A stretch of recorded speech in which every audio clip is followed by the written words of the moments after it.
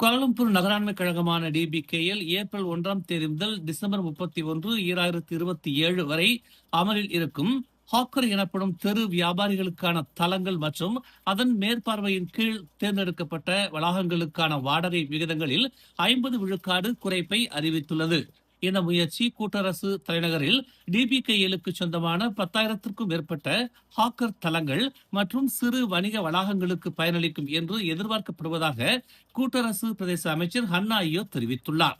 குறிப்பாக அதிகரித்து வரும் செலவுகளுக்கு மத்தியில் ஹாக்கர்ஸ் மற்றும் மைக்ரோ டிரேடர்ஸ் எதிர்கொள்ளும் இயக்க செலவு அழுத்தங்களை குறைக்க இந்நடவடிக்கை உதவும் என்று ஹன்னா ஐயோ கூறினார். மேலும் செய்திகளை தெரிந்து கொள்ள தமிழ் மலர் இணையதளம், தமிழ் மலர் செயலி மற்றும் மலர் டிவி யூடியூப் சேனலை வலம் வாருங்கள்.